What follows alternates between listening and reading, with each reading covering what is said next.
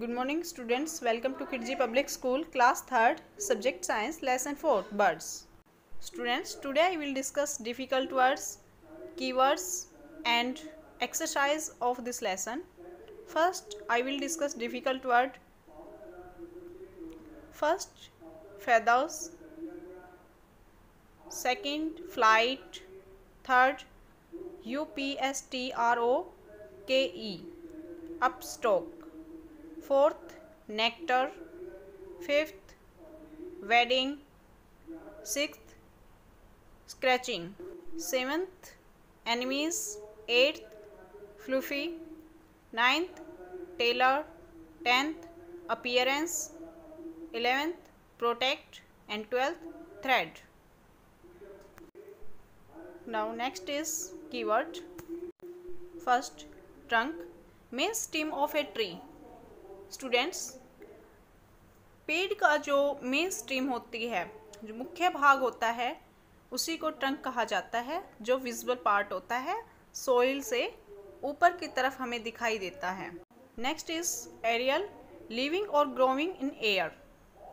ऐसे जीव या ऐसे चीज़ें जो हवा में जीवित रहती हैं या ग्रो करती हैं, उन्हें एरियल कहते हैं. Aerial birds, aerial plant. Third is chick, young birds. Fourth, cushion, a soft padding. एक नरम गद्दे को कुशन कहा जाता है. Next is feather, light hairy waterproof structure covering the birds. हल्के बालों का एक वाटरप्रूफ स्ट्रक्चर तैयार होता है जो बर्ड की पूरी बॉडी को कवर करता है, उसे फेदर कहा जाता है. Hatch, the growth of young ones from egg. अंडों से एक नए जीव का ग्रो करना या बाहर निकलना हैच कहलाता है. Next is talon, sharp clause of flesh eating bird. मांस खाने वाले पक्षियों के शार्प नुकीले जो पंजे होते हैं, उनको टैलन कहा जाता है. Body feather, feather that cover the bird's whole body. पक्षियों के पूरे शरीर को कवर करने वाले फेदर को बॉडी फेदर कहा जाता है. स्टूडेंट्स, मैंने 3 टाइप्स पढ़ाए थे फेदर के. First body feather, second down feather, third is flight feather. तो इसलिए बॉडी फेदर जो पूरी बॉडी को कवर करता है, बॉडी फेदर. डाउन फेदर जो बर्ड्स की बॉडी को वार्म अप करता है, गर्म रखता है, body feather. And flight feather जो उसके उड़ने में, फ्लाई करने में हेल्प करता है, फ्लाइट फेदर कहलाता है.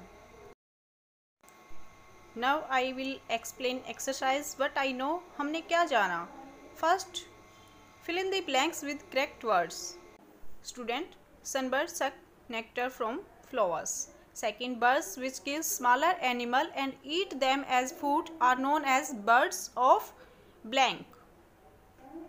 Student, vulture, kite have strong, sharp and hooked beak for tearing flesh as they feed on smaller animal like mice, frog and snakes. So, these birds are known as birds of prey. Third is wings of birds. The blank of birds help them to fly and keep them warm in winter. Birds में ऐसा कौन सी body part होता है जो उनकी उड़ने में सहायता करता है और सर्दियों में उनको वार्म अप रखता है?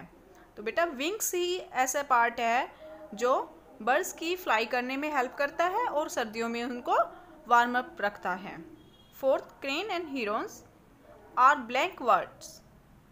Crane and herons are wading birds. Fifth, parrot have blank beak. Parrot have curved beak. Parrot have curved beak. घुमावदार चोंच होती है पैरट की. Now choose the correct word from the bracket and complete the sentence. First, a bird's body is covered with blank. आपको जो option में मिलते हैं स्किन, हेयर और फेदर. स्टूडेंट्स, आप बताएंगे कि जो बर्ड्स की बॉडी होती है किसके द्वारा कवर होती है, स्किन के द्वारा, हेयर के द्वारा या फेदर्स के द्वारा. So birds body is covered with feather. Second, the body of a bird is made up of blank bones. Hollow bone, solid bones या हैवी बोन्स। स्टूडेंट्स, हमने पढ़ा था बर्ड्स होलो बोन्स के द्वारा ही फ्लाई कर पाते हैं। यदि उनकी सॉलिड बोन होगी तो वो इजीली फ्लाई नहीं कर पाएंगे। ठीक है, उनकी जो बोन्स होती हैं वो खोखली होती हैं। इस प्रकार से बर्ड्स लाइट वेट होते हैं, हल्के होते हैं और वो आसानी से उड़ सकते हैं।